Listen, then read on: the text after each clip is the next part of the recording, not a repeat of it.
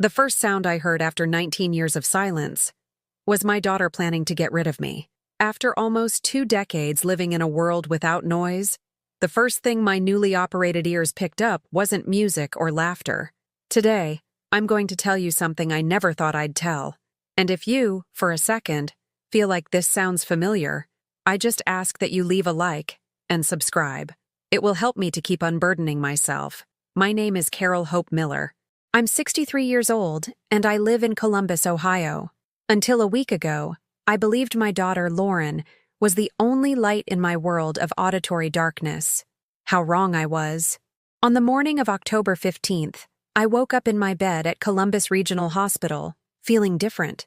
Something had changed during the night. The doctors had warned me that the cochlear implant surgery could take days or even weeks to fully activate.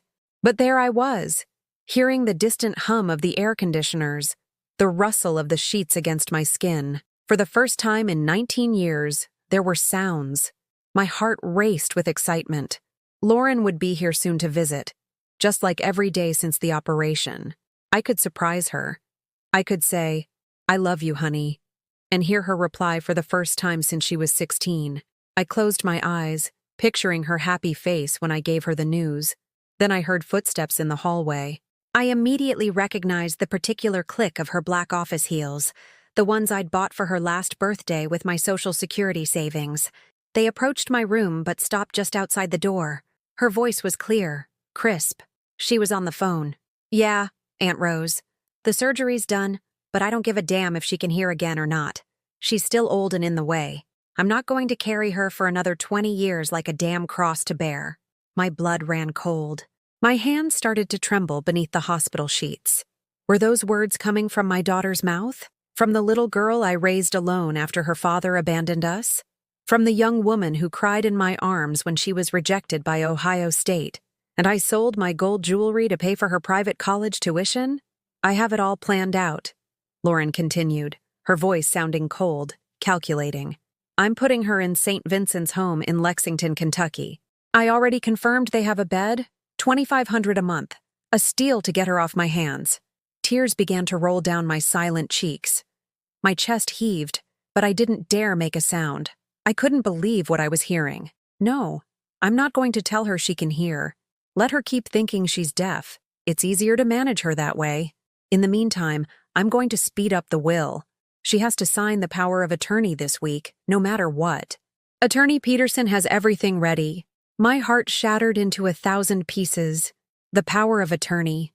My house in Clintonville, the one I bought brick by brick working 12-hour days at the textile factory. My savings. My Social Security. Everything I had built with my own hands and sacrifices over 4 decades of work. Do I feel bad? Lauren let out a bitter laugh I had never heard before. I feel bad about wasting my youth taking care of this useless woman. My friends already have their spas, their businesses, their trips. And here I am, tied to an old woman who doesn't even thank me. Useless old woman. Those words stabbed my soul like knives. Me, who cleaned other people's houses so she would never go hungry. Me, who worked weekends to pay for her English and computer classes. Me, who stayed up all night when she had a fever, whispering stories to her that I could no longer hear myself. Besides, with the sale of the house, I can finally open the beauty salon I've always wanted. I already found the perfect spot in the short north. $100,000 down payment, but it's worth it. I deserve it after everything I've been through. The short north, the trendiest, most expensive area in Columbus. Lauren was planning to sell my home, the place where I grew up, where my mother died, where I kept all our family photos, to open a luxury business.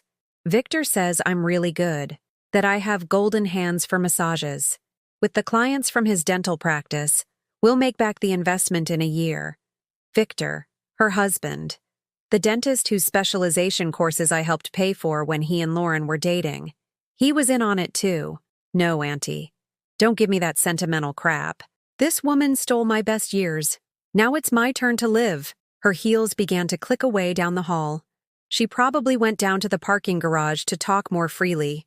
I just lay there, in that hospital bed that smelled of disinfectant and tears, feeling my world fall apart. It wasn't just the betrayal. It was the hatred, the contempt, The coldness with which she spoke of me, as if I were a piece of old furniture to be thrown out.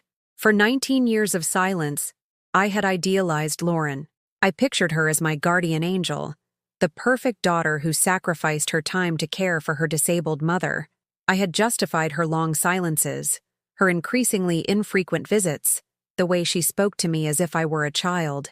Now I understood it had all been an act. When she returned half an hour later with her fake smile and a cheerful, "How's my sweet mom doing this morning?" I had already made a decision. I would not tell her I could hear. I was going to pretend I was still deaf, and I would let her reveal her true nature completely. Because if there's one thing I've learned in my 63 years, it's that the truth always comes to light. And I had time, all the time in the world, to plan my response.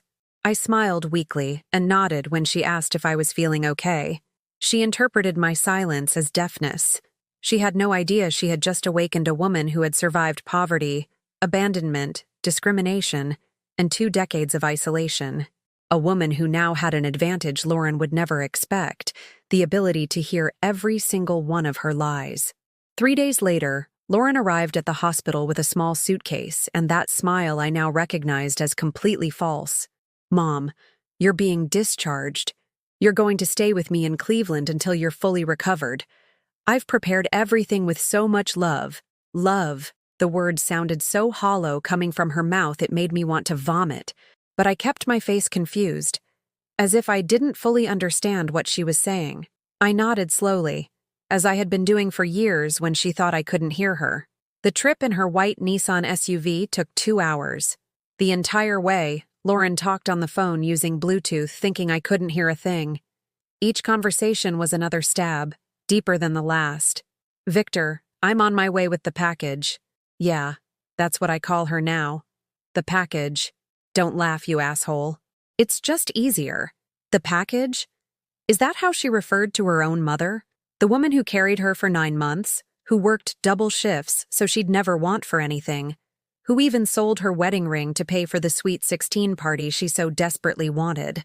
I already spoke with Attorney Peterson. He says we need her to sign at least 3 documents: the general power of attorney, the deed to the house, and the will. If we state she has cognitive decline, we can speed up the whole process. My own daughter was planning to declare me mentally incompetent to legally steal everything I owned. For 45 years, I had paid my taxes religiously, saved penny by penny, been a model citizen, and now my only heir wanted to use the law against me. No, I don't think she'll notice a thing. You've seen how she is. Ever since she lost her hearing, it's like she's a little kid. She just nods at everything. We arrived at her house in Shaker Heights, an upper-middle-class suburb of Cleveland. A 2-story house with a front garden that I had helped pay for when Victor was setting up his dental practice. I had contributed $20,000 from my savings for the down payment, money it had taken me 10 years to save. "Come on, Mom. Let me show you to your room." She led me to the back of the house, to a small room that had obviously been set up at the last minute. A single bed with a thin mattress, a nightstand without drawers, and a plastic chair. The walls were unpainted cinder blocks, and there was a single small window that looked out onto the service patio, where the trash cans and the utility sink were. The maid's room. She had put me in the maid's room. Her own house had 3 master bedrooms with private bathrooms, air conditioning, and balconies. But for her deaf and useless mother, the maid's room was good enough. "You'll be very comfortable here, Mom. It's more private, quieter, ideal for your recovery." Private meant isolated. Quiet meant where no one would hear me if I needed help.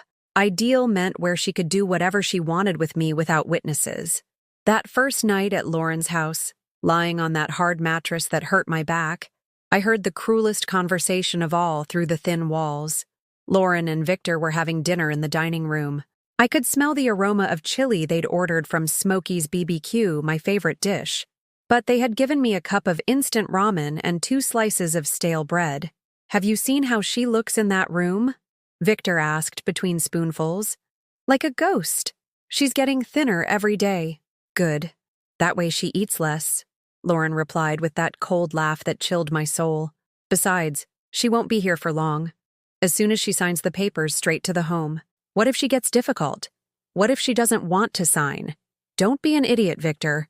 The woman is deaf and depressed. I'll tell her they're medical insurance papers and she'll sign anything. She's always trusted me completely. She had always trusted me, since she was a 5-year-old girl telling me, "Mommy, you're the most beautiful person in the whole world." Since she was 15, confessing her first crushes. Since she was 25, introducing Victor as the love of my life. I had blindly trusted her every word. I already got the fake medical certificate, Lauren continued. My cousin Ryan, the psychologist, is going to sign off that she has advanced cognitive decline. I told him I'd get you a free session for your nerves, too. Ryan, my sister Rose's son, who studied psychology at Ohio State University because I paid his tuition for 2 years when my sister lost her job. The boy whose school supplies, uniforms, and shoes I bought. The one who used to tell me, "Aunt Carol, you're like a second mom to me." He was involved in the fraud, too. And what about the house in Columbus? Victor asked. Has it been appraised? Yes. Mr. Martinez from Century 21 says it's worth at least $400,000. It's in a very desirable area now. With that money, we can pay for the spa location, remodel, buy equipment. In a year, we'll make it all back and start turning a profit. $400,000. My little house in Clintonville, where I was born, where I grew up playing in the yard with my brothers, where my mother died in my arms telling me, "Take good care of this house, honey. Our roots are here." Lauren saw it as merchandise, as bills she could exchange for her dreams of grandeur. Besides, she added in a tone that sent shivers down my spine, once she's in the home, her Social Security benefits will be redirected to cover her stay. That $1,200 a month will just add to our income. My Social Security, the money I had earned working since I was 14, first in the textile factory, then cleaning houses, finally selling tamales outside the Benito Juarez Middle School. 49 years of contributions to the system just so my daughter could steal every last penny. You're so smart, honey, Victor told her. Your mom will never find out. Of course not. She's a simple woman, Victor. Never got an education, never cultivated herself, just worked and worked like a mule. She doesn't have the mental capacity to understand complex financial or legal moves.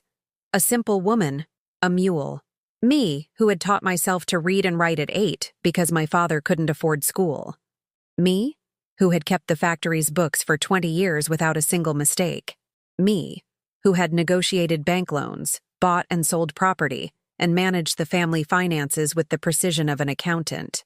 But to my college-educated daughter, I was a simple woman, a workhorse that was no longer useful. The only thing that bothers me a little is putting her in the home, Lauren lied. But it's for the best. She'll be with people her own age. She'll have 24-hour medical care. Don't feel bad, my love. It's the natural cycle of life. Parents take care of children when they're small, and when parents become a burden, children look for alternatives. It's pure biology, a burden. After sacrificing my youth, my money, my opportunities, my dreams for her, I had become a burden that had to be eliminated in the most convenient way possible. That night, I cried silently until I ran out of tears. But they weren't tears of self-pity. They were tears of rage, of indignation, of a fury so deep it was transforming me from the inside out. For the first time in decades, I wasn't thinking about forgiveness. I wasn't looking for excuses to justify Lauren's behavior. I wasn't blaming myself for not being a good enough mother. I was planning my revenge, and I had the most powerful advantage in the world. They didn't know I could hear every single word they said. The next day, the real hell began. Lauren woke me at 6 in the morning, shaking my shoulder roughly. Come on, Mom. Get up. You have a doctor's appointment. There was no medical appointment. It was a lie. But I continued to act like the confused old woman she thought I was, getting up slowly, with clumsy movements, as if the world were too complicated for me. She took me to the bathroom and placed a child's toothbrush in front of me, the kind they sell for 3-year-olds with pictures of princesses on it. Be careful, okay? Don't hurt yourself. She spoke to me as if I were a helpless creature, with that condescending voice adults use with babies. Me, who for 40 years had gotten up at 5 in the morning to go to work, who had operated heavy machinery in the factory, who had raised a rebellious daughter on my own, now needed a princess toothbrush so I wouldn't hurt myself. At breakfast, she served me watery oatmeal in a deep enamel bowl, like the ones we used on the farm when I was a girl. Lauren and Victor had bacon and eggs with hash browns, fresh donuts from the corner bakery, and strong coffee with cinnamon. The aroma made my mouth water, but apparently my elderly stomach only deserved mush. Eat slowly, Mom. Don't choke. While I pretended to struggle with my tasteless oatmeal, Lauren got ready for her job at a marketing firm in downtown Cleveland. She put on a black pantsuit that I had given her for Christmas, high heels that cost more than my monthly Social Security check, and applied expensive makeup from her vanity. Victor, can you stay with my mom for a bit before you go to the office? I'm scared to leave her alone. Scared. As if I were a rabid dog that might destroy her upper-middle-class house. Victor stayed, pretending to read the newspaper, but I could feel him watching me out of the corner of his eye, evaluating me, studying my reactions. Every time I moved, he took notes in a small notebook. When Lauren left, Victor started talking on the phone, believing I couldn't hear him. Ryan, it's Victor. I've got the old lady here. I need you to come by this afternoon to evaluate her. Yes, for the certificate you told Lauren about. A long pause. No, man, don't worry. The old lady is a total space case. She won't notice a thing. You just ask her a few basic questions and we'll sign the mental decline paper. Space case. The word hit me like a slap.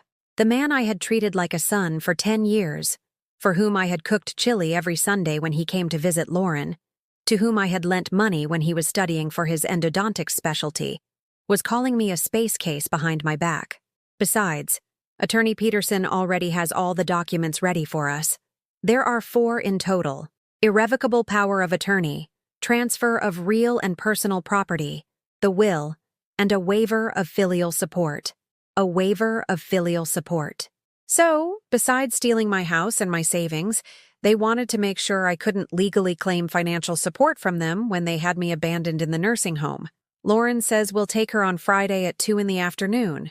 We're going to tell her their medical insurance papers so she can get better care at the hospital. Friday. Only 3 days until they executed their master plan.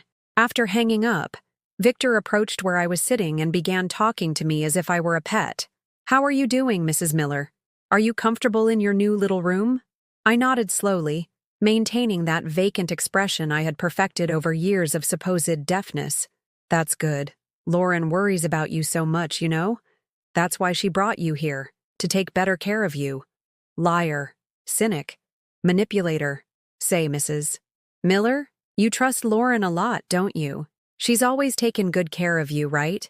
He wanted me to confirm my blind trust in my daughter, probably to record it and use it as evidence that I had consented to everything they were planning. I nodded again, but this time I added a weak smile, as if of infinite gratitude. That's great, Mrs. Miller, because Lauren tells me you always sign whatever papers she gives you, that you trust her to handle all the difficult paperwork. There was the trap. He was psychologically preparing me for the moment they put the documents in front of me. They wanted me conditioned to sign without asking, as I had apparently been doing for years. At 3 in the afternoon, Ryan arrived. My nephew, my sister Rose's son, the boy I bought his first bicycle for when he turned 8. The teenager who cried in my arms when his girlfriend broke up with him in high school. The college student who slept on my couch on weekends because he couldn't afford to rent a room in Columbus. Now he was 35, wearing designer glasses, a gray suit that looked expensive, and in his hand he carried a leather briefcase with psychological testing instruments. Aunt Carol, how are you? His voice sounded professional, distant, as if I were just another patient and not the woman who had paid for his education. Victor tells me you've been a little confused lately. Forgetting things. Not quite understanding when people talk to you. He began to take papers out of his briefcase. Forms, cognitive assessment scales, memory tests. All perfectly legal. All completely fraudulent. I'm going to ask you a few very easy questions, okay? I nodded with that look of confusion I had been practicing. What year is it, Aunt Carol? 2015? I answered in a trembling voice, feigning uncertainty. It was 2023, but it was important for him to believe I was disoriented in time. Who is the President of the United States? Carter? I said, naming a president from the 70s. Ryan wrote in his notebook with a look of satisfaction. Each incorrect answer was evidence to justify the certificate of cognitive decline. How many children do you have, Auntie? 2. No. 3. Or was it 1? A lie. I only had one daughter. Lauren. The daughter who now wanted to get rid of me. Do you remember where you live? On the farm, with my mom and my brothers. My mother had been dead for 15 years. My brothers had been living in Florida for 2 decades. But Ryan jotted down my answer as if it were scientific proof of senile dementia. The evaluation lasted a full hour. At the end, Ryan closed his briefcase with an air of professional satisfaction. Victor, there's definitely severe cognitive impairment, temporal and spatial disorientation, recent memory loss, confusion in recognizing family members. I'm going to certify that she requires permanent guardianship. Are you sure? No legal problems? Not at all. These tests are standard. Any judge will accept the report. Besides, who's going to check? The lady has no family other than Lauren. Family. What an empty word. I had family biologically, but emotionally, I was completely alone. Everyone who shared my blood had betrayed me for money. When Ryan left, Victor immediately called Lauren. Honey, you've got the medical certificate. Ryan says your mom is in bad shape, that she definitely needs a guardian. Yes, we sign everything on Friday and take her to the home on Monday. Monday. In 4 days, I would be locked in a geriatric institution in Kentucky, 200 miles from my home, without money, without property, without family. That night, as I ate my instant ramen in the maid's room, I made the most important decision of my life. I was not going to be a victim. I was not going to let them rob me. I was not going to end my days locked in a nursing home while my daughter enjoyed my life savings. It was time for Carol Hope Miller to stop pretending and start fighting. But I needed a plan, and I had exactly 3 days to execute it. On Wednesday morning, while Lauren was getting ready for work, I overheard a conversation that confirmed my worst suspicions. She was on a video call on her phone. From my room, I could perfectly see her reflection in the hallway mirror. Yes, Dr. Ruiz. This is Lauren Miller, Carol Hope Miller's daughter. Exactly, the one registered for admission on Monday. Dr. Ruiz, from St. Vincent's home in Lexington. They had already made the reservation. My fate was sealed in their minds. Look, I need to ask you something very important. My mother has always been a very, let's say, difficult woman. Since she lost her hearing, she's become aggressive. She yells a lot, gets violent when she doesn't understand things. Liar. In 19 years of deafness, I had never raised my voice. I had never been aggressive with anyone. Quite the opposite, I had become quieter, more submissive, more grateful for any sign of affection. That's why I need to know if you use sedatives. Something to keep her calm for the first few weeks until she adjusts. Klonopin? Perfect. How many pills per day? Klonopin. They wanted to drug me. Keep me like a chemical zombie so I wouldn't cause trouble, so I wouldn't complain, so I wouldn't try to escape or communicate with the outside world. Excellent. And doctor, one more question. If a patient is heavily sedated, they can't sign legal documents, right? I just need to make sure my mom understands she can't dispose of her assets while she's a resident. The damn witch was making sure that once they had me doped up in the nursing home, I couldn't revoke the power of attorney or make changes to my will. It was the masterstroke.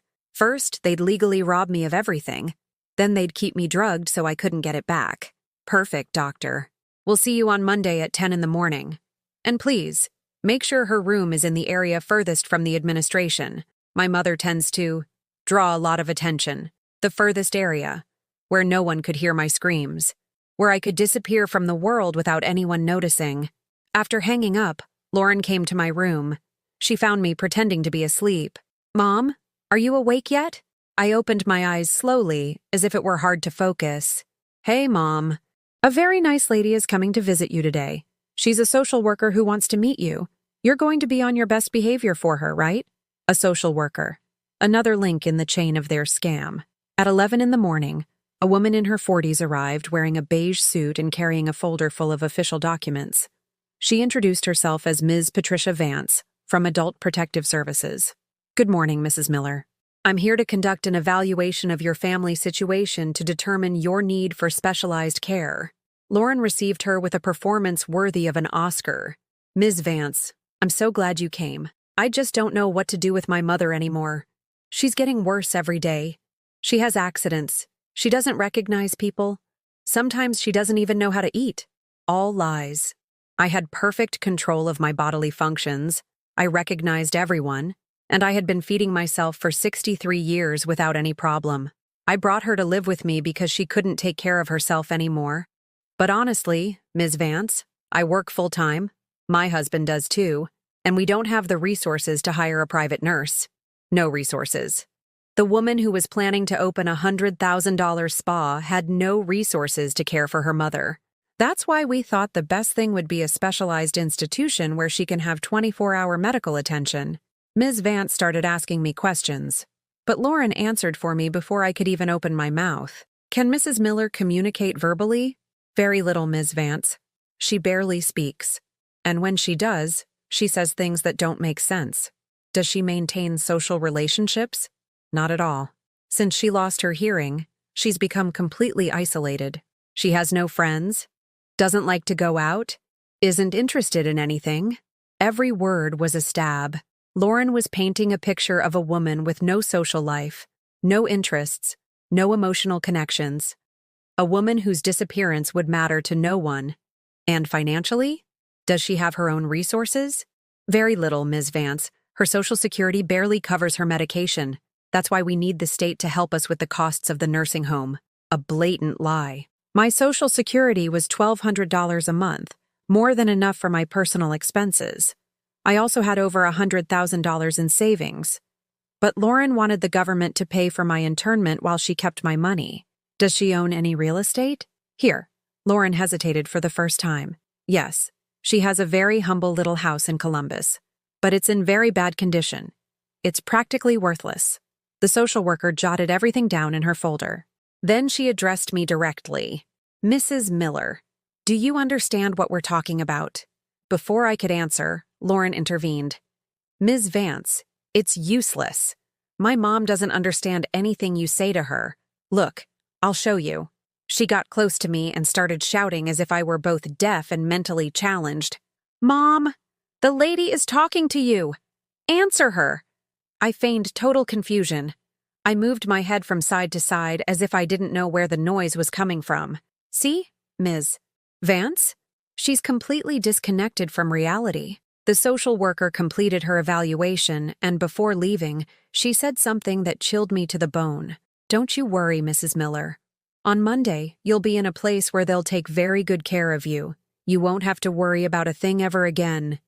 Not worry about a thing. Because I wouldn't own anything. Because I wouldn't have control over anything. Because I would be nothing more than a sedated body waiting for death in a hospital bed. That afternoon, when Lauren came home from work, I heard her talking to Victor about the final preparations. It's all set, honey. Friday we sign the papers, Saturday we pack her things, and Monday morning we drop her off in Lexington. And after that, we celebrate. I already made a reservation at the Marble Room for Monday night. After we drop off my mom, we're going straight to dinner. We have to celebrate the beginning of our new life, the Marble Room, the most expensive restaurant in Cleveland. They were going to celebrate my disappearance with lobster and champagne. I already talked to the architect about remodeling this back room. We're going to turn it into a home office for your practice. It won't smell like an old person anymore. Smell like an old person. My own room, where I had been sleeping, was already seen as contaminated by my presence. And when does the money from the house sale come in? The attorney says within 15 days of the signing, tops. $400,000 straight into our account. I already sent the deposit to hold the spa location. My house. My legacy. My entire life converted into the seed money for my daughter's business. That night, lying in the darkness of the maid's room, I stopped crying for the first time in a week. I no longer felt sadness. I no longer felt desperation. I felt something much more powerful. A cold, calculated, relentless fury. Tomorrow was Thursday. Friday was the signing. I had less than 48 hours to act. But I had something that Lauren and Victor would never expect.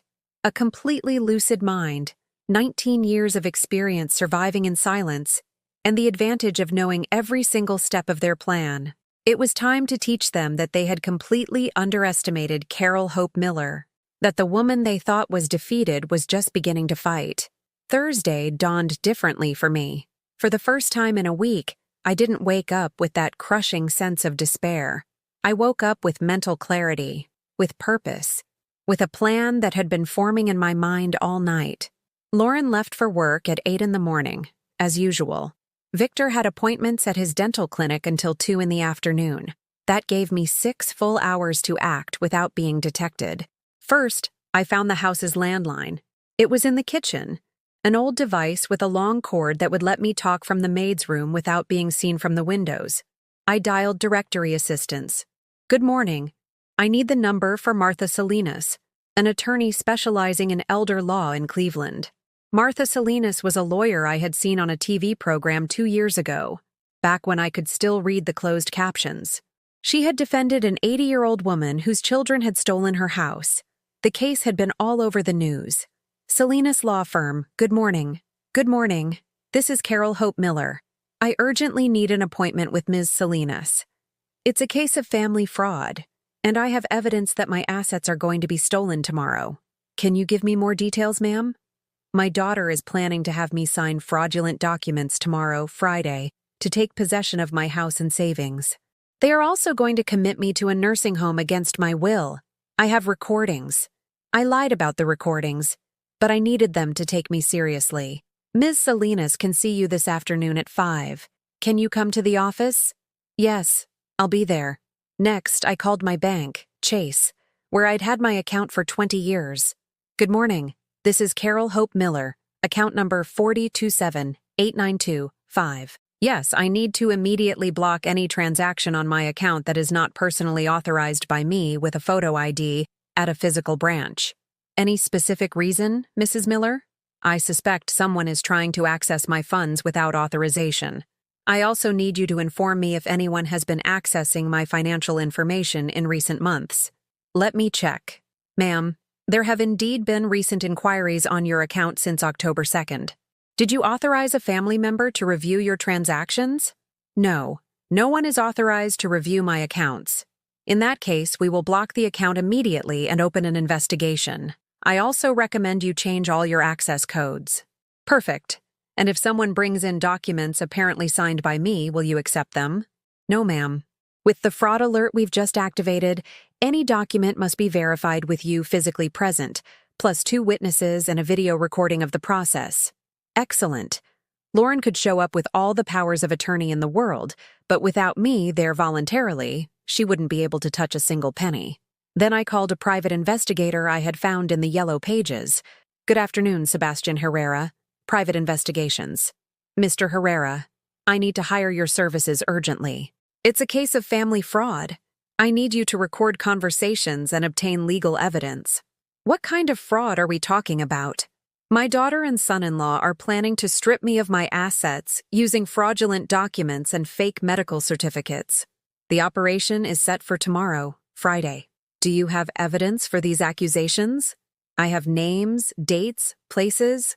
I know exactly when and where they will commit the crimes. I also have the names of the attorney and the psychologist involved in the fraud." "What is your budget for this investigation?" "Whatever it takes. I have over $100,000 available. With that budget, we can do a thorough job. Recordings, photographs, surveillance, legal documentation. When can we meet?" "Today, after 6 in the evening." The next step was the riskiest. I needed to get out of the house without Victor noticing. He would be back at 2, but I had to be downtown by 5. I called a cab company. I need a pickup in Shaker Heights, but have the cab wait around the corner, not in front of the house. At noon, I slipped out the back door of the service patio, walked 2 blocks down parallel streets, and arrived where the taxi was waiting. "To Cleveland Hopkins Airport, please." "Are you traveling, ma'am?" "Yes, just a quick trip. I have some very important business to take care of." During the 1-hour flight to a nearby city to meet the lawyer discreetly, I had time to mentally organize all the information I had. Dates, conversations, names, amounts of money. Everything was recorded in my memory, with the precision of someone who had been feigning dementia while listening to every detail of her own destruction.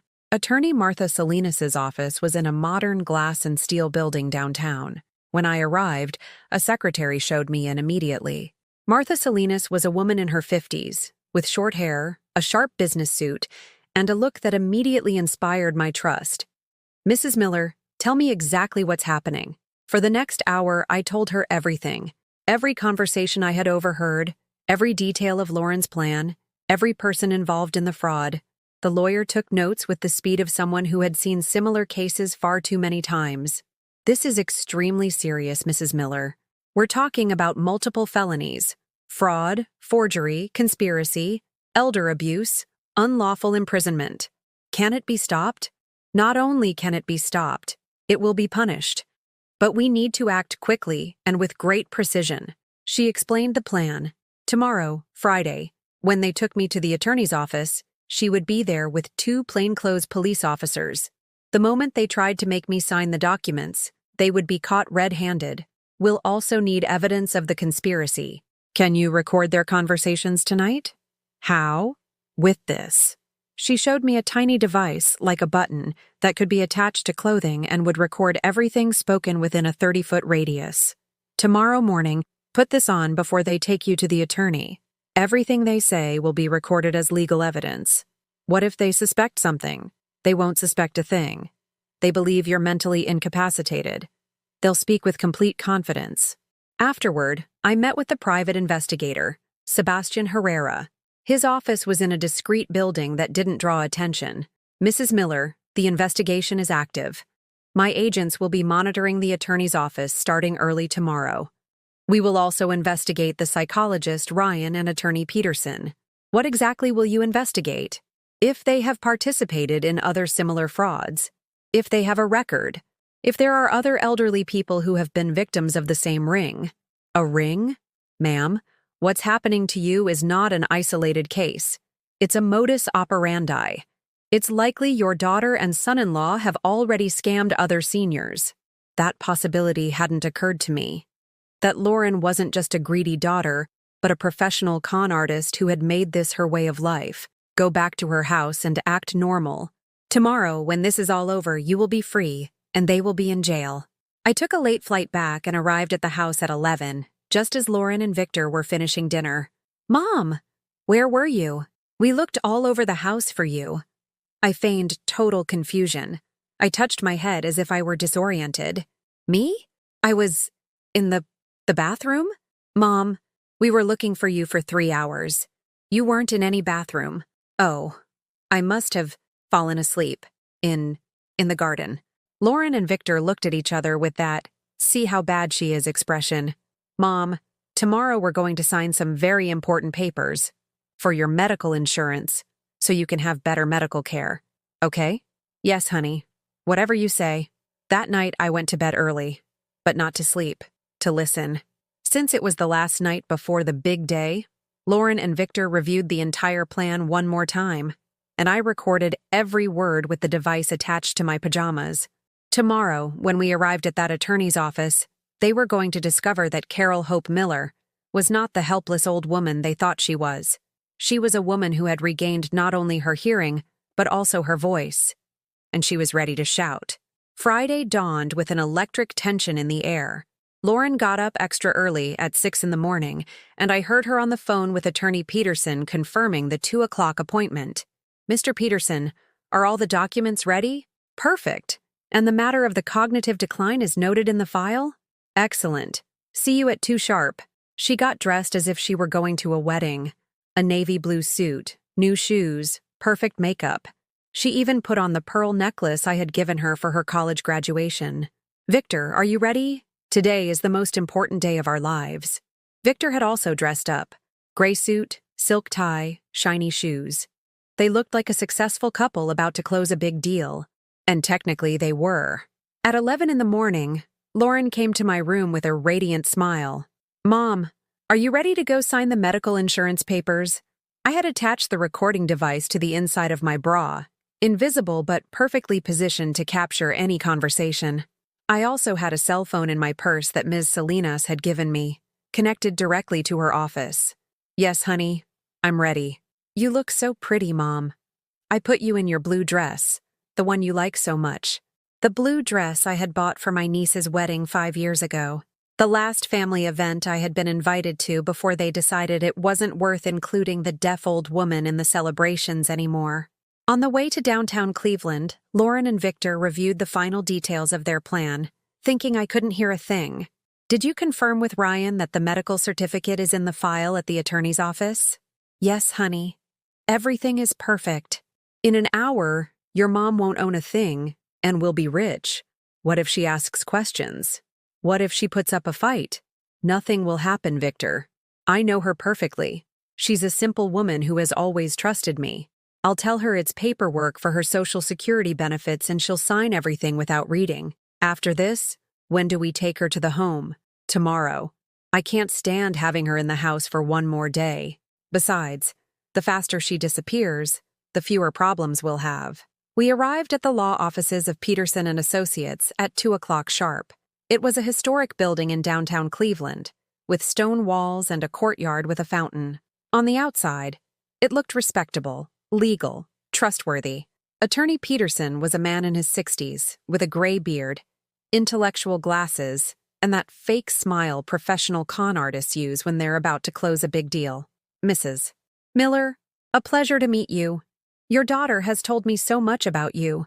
He greeted me with condescension, speaking loudly and slowly as if I were mentally challenged. Ma'am, do you understand why you're here? Before I could answer, Lauren intervened.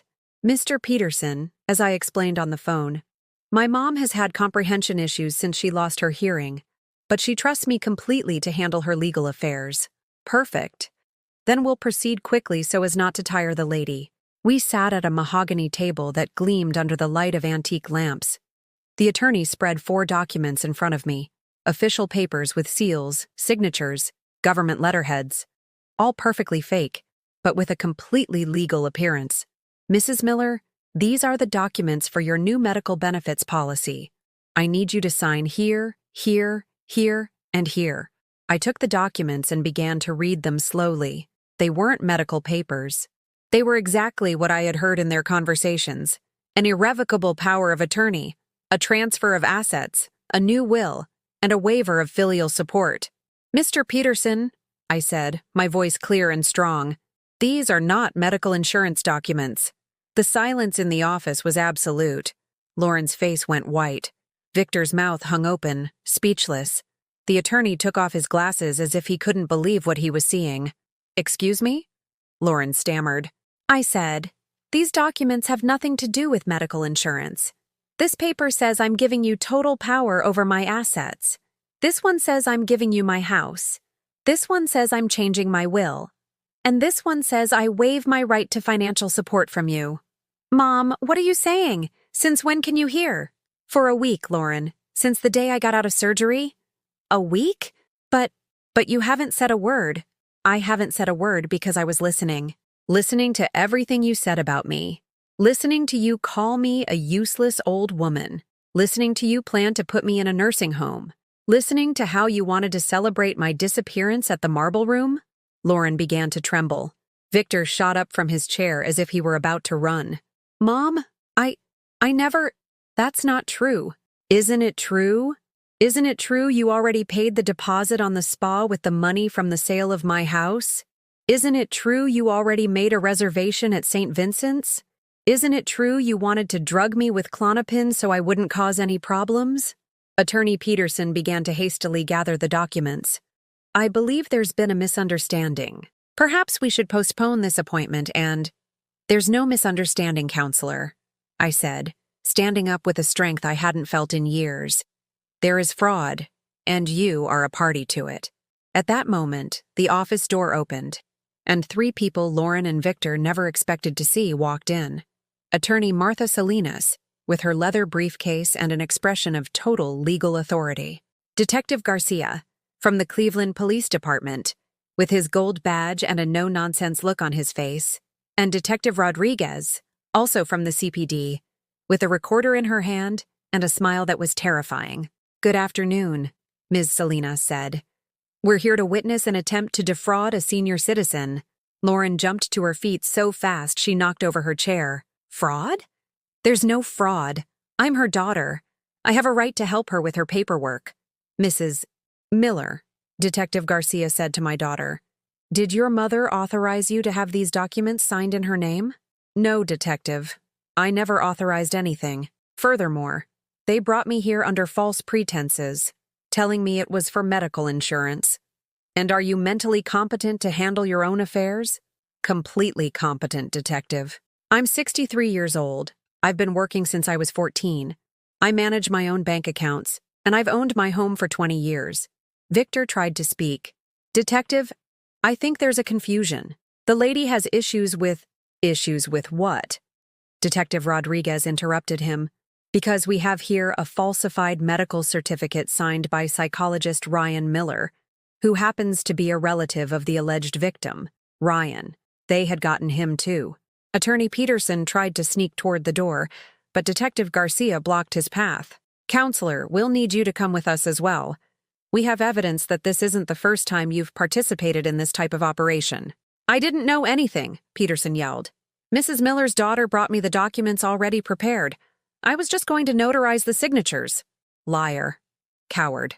Like everyone involved in fraud, when the moment of truth came, they started blaming each other. Lauren finally exploded. This is ridiculous. She's my mother. I've taken care of her my whole life. I have a right to her things. A right? I said, looking her straight in the eye for the first time in a week. A right to rob me? A right to lie to me? A right to abandon me in a nursing home while you spend my money on your spa? It's not stealing. It's an early inheritance. Lauren Miller, Detective Rodriguez said, you are under arrest for attempted fraud, forgery, and conspiracy to commit unlawful imprisonment of a senior citizen. They cuffed her as she continued to scream that I was an ungrateful old woman, that this was how I repaid her after everything she'd done for me. They arrested Victor too, and Attorney Peterson, and I just stood there in that stately office, feeling free for the first time in decades. Mrs. Miller, Ms. Salinas said to me, would you like to come with me? We have to file some paperwork to ensure the protection of your assets. Yes, Counselor. But first, could I ask you a favor? Of course. Can you take me to get some decent food? I haven't had a real meal in a week. She laughed. A warm, genuine, respectful laugh. Of course, Carol. What are you in the mood for? Chili. A big bowl of spicy red chili with all the fixings. As we walked out of that law office, leaving the 3 cuffed con artists behind, I realized something extraordinary. For the first time in my life, I was going to eat chili without having to ask anyone's permission to enjoy it. 2 weeks after that Friday that changed my life forever, I was sitting in my own living room, in my house in Clintonville, Columbus, drinking strong coffee and reading the Columbus Dispatch with a peace I hadn't felt in decades. The headline in the Metro section read, Elder Fraud Ring Busted, Defrauded Seniors Across Ohio and Kentucky. The police investigation had uncovered that Lauren, Victor, Attorney Peterson, and my nephew Ryan had scammed at least 12 senior citizens over the last 3 years. Their method was always the same: identify elderly people who were alone, owned property, and had no close family. Then they would create fake medical certificates, obtain fraudulent powers of attorney, and seize houses, land, and bank accounts. I had just been the next victim on their list, but I was also the first one to catch them. Lauren was at the Franklin County Correctional Center, facing charges of aggravated fraud, forgery, and racketeering. The judge had denied bail, and she was awaiting trial. Victor was in the same jail, in the men's block. The Ohio Dental Board had already suspended his license. Attorney Peterson had been disbarred and was facing a $500,000 fine, in addition to his own criminal trial. And Ryan, my own nephew, lost his license as a psychologist and was in custody in Cleveland. All of them paying the price for underestimating Carol Hope Miller. My house was still mine.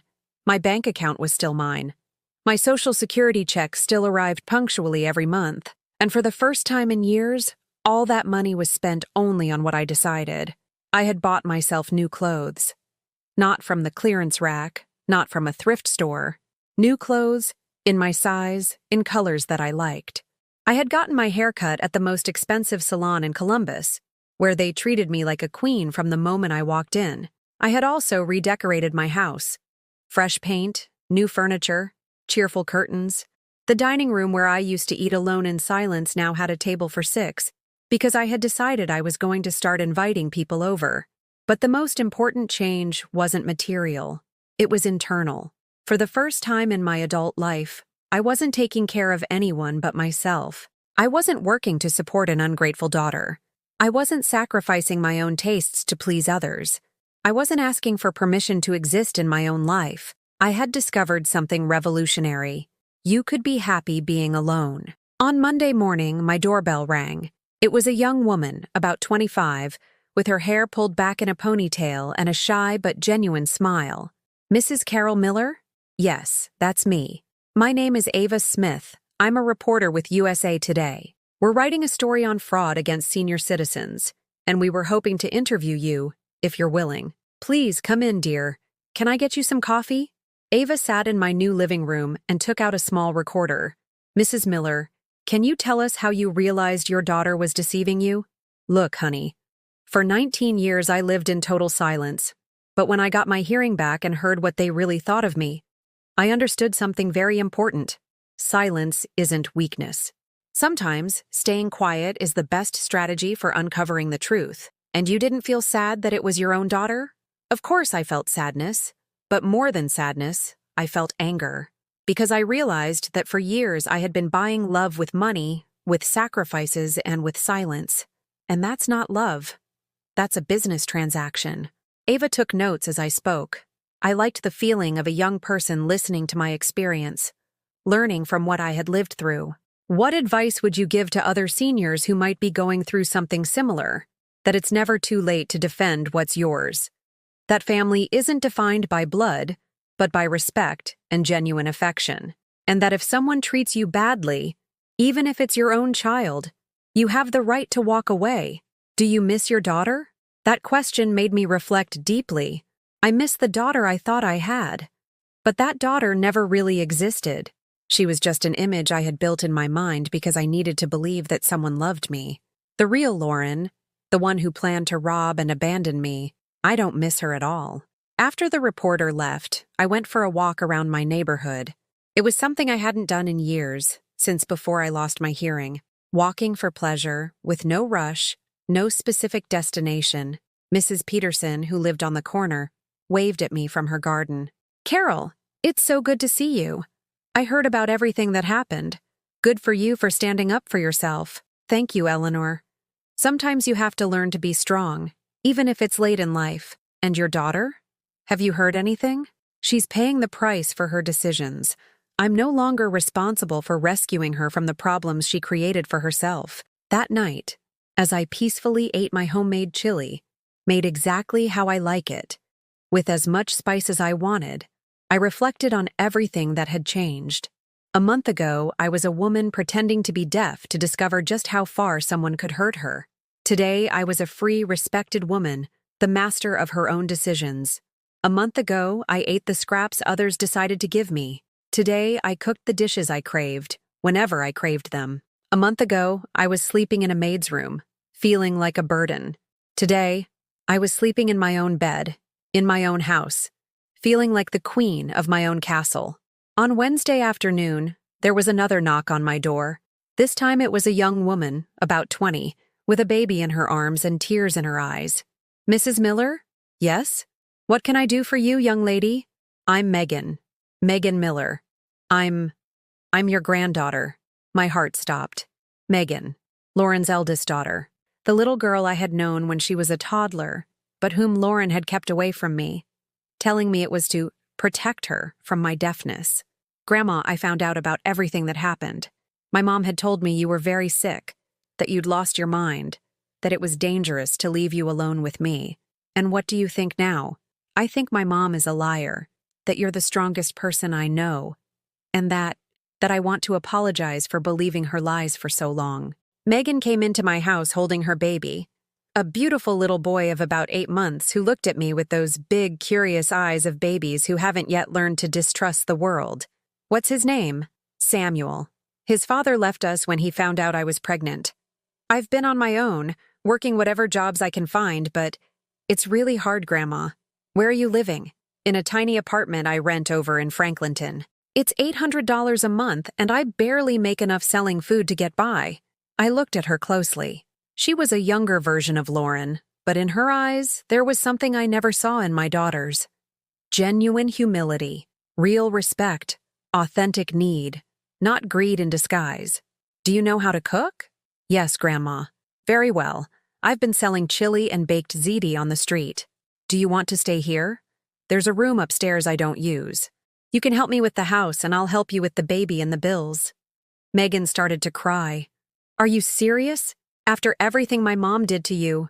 You are not your mother, Megan, and that little boy needs a stable home. Besides, this house is too quiet.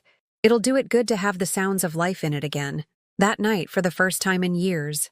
I didn't eat alone. Megan made delicious grilled cheese sandwiches. Samuel babbled and played in his high chair. And I realized that true family doesn't always come from where you expect. Sometimes it comes from where you least imagine it. And sometimes when you learn to value yourself, life gives you back, multiplied, all the good you thought you had lost forever. 6 months after that Friday that changed my destiny, I was sitting in my backyard, watching Samuel take his first steps while Megan hung laundry on the line. The little boy wobbled between the hydrangea bushes I had planted in new pots, laughing with that pure joy only babies have when they discover they can move through the world on their own 2 feet. Grandma Carol, look, he's walking by himself, Megan shouted from the clothesline, a smile lighting up her whole face. Grandma Carol. Those words were music to my ears. Not the cold, distant mother Lauren would use. Not the condescending Mrs. Miller from the doctors. Grandma Carol, said with genuine affection, with real respect, with true love. In those 6 months, my life had completely transformed. I hadn't just reclaimed my assets and my dignity. I had discovered something I thought was lost forever. Purpose. Megan worked from home, cooking meals that we sold to the employees at the government offices downtown. Chili on Mondays, chicken pot pie on Wednesdays, hearty beef stew on Fridays. Her cooking was extraordinary, even better than mine, and together we had built a loyal clientele that sought us out specifically. I handled the accounts, the shopping, the administration. After 40 years of work experience, it turned out I had skills I didn't even fully know I possessed. I could negotiate prices with suppliers, calculate costs and profits, organize delivery routes. Grandma, Megan told me one afternoon as we counted the day's earnings, you should have started your own business years ago. You have a brilliant mind for numbers. I never gave myself the chance, honey. I was always so busy taking care of others that I never thought about what I could do for myself. The house had come alive in a way I never imagined. In the mornings, the sound of Samuel babbling in his crib. At midday, the aroma of the stews Megan prepared in the kitchen. In the afternoons, the cheerful noise of customers coming to pick up their orders and staying to chat in the living room. I was part of a community again. Mrs. Peterson came over every Tuesday for coffee and to play with Samuel. Mr. Roberts, from the newsstand, stopped by each evening to buy chili for his dinner. Ms. Davis, who taught at the elementary school on the corner, ordered food from us for the parent-teacher meetings. For the first time in decades, people sought me out not because they needed something from me, but because they enjoyed my company. One morning in April, a certified letter from the Cuyahoga County Court of Common Pleas arrived. It was the notification that Lauren's trial would begin in 2 weeks. Megan saw me reading the letter in silence. Grandma, are you going to go to the trial? Yes, honey. I need to close that chapter completely. And what if my mom apologizes? What if she says she regrets it?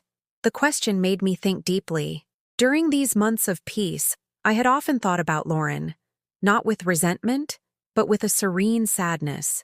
The sadness of understanding that some people are incapable of genuine love, that they only know how to relate to others through self-interest and manipulation. If she truly regrets it, I will forgive her, Megan. But forgiving doesn't mean forgetting. And it doesn't mean putting myself back in a position where I can be hurt again. On the day of the trial, I arrived at the courthouse in Cleveland in my best dress, my hair done at the salon, with the dignity of a woman who respects herself. Attorney Martha Salinas accompanied me, not just as my legal representative, but as the friend she had become over these months. Lauren entered the courtroom in handcuffs, dressed in a beige prison jumpsuit. She had lost a lot of weight, had deep dark circles under her eyes, and her hair had lost the shine that had always characterized it. When she saw me, her eyes filled with tears. During the trial, I listened as the prosecutor described every detail of her plan to defraud me. The recordings we had made were played in the courtroom, and everyone present could hear the cruel words she used to refer to me. Useless old woman. In the way. Let her sleep all day. What else is she good for? Lauren wept as she heard her own voice saying those things. Maybe for the first time she was truly realizing the magnitude of her cruelty. When it was my turn to testify, I stood up and spoke with the firm voice of a woman who had learned her own worth. Your Honor, for 63 years of my life, I learned that love is bought with sacrifices. I believed that if I worked hard enough, if I sacrificed enough, if I made myself invisible enough, my daughter would truly love me. But true love isn't bought. It's given freely, received gratefully, or it isn't love. Lauren doesn't love me. She never did. She only needed me as a source of resources. And when those resources were no longer enough to maintain her lifestyle, she decided to steal everything I had and get rid of me. I am not asking for revenge, Your Honor. I am asking for justice. Because if Lauren doesn't face the consequences of her actions, she will continue to hurt other seniors who weren't lucky enough to discover her plans in time. The judge delivered the sentence. 8 years in prison for aggravated fraud, forgery, and racketeering. When Lauren heard the sentence, she cried out to where I was sitting, "Mommy, forgive me. I love you. This was all Victor's idea. Forgive me." I got up and walked over to her. I looked her in the eyes one last time. "I forgive you, Lauren, but you are no longer my daughter. A daughter doesn't plan her mother's destruction.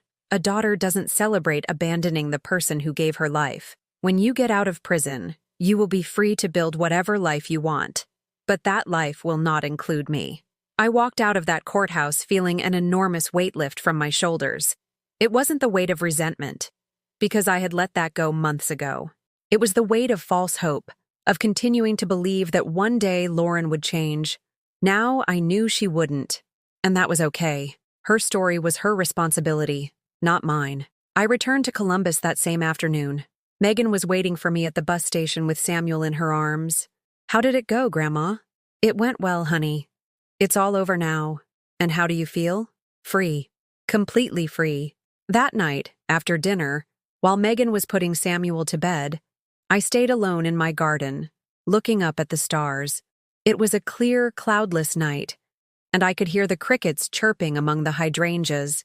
I thought about the entire journey, the 19 years of silence, the week of feigning deafness to uncover the truth, the moment of bravery that saved me from losing everything, the months of rebuilding that had given me back not just my assets, but my self-esteem.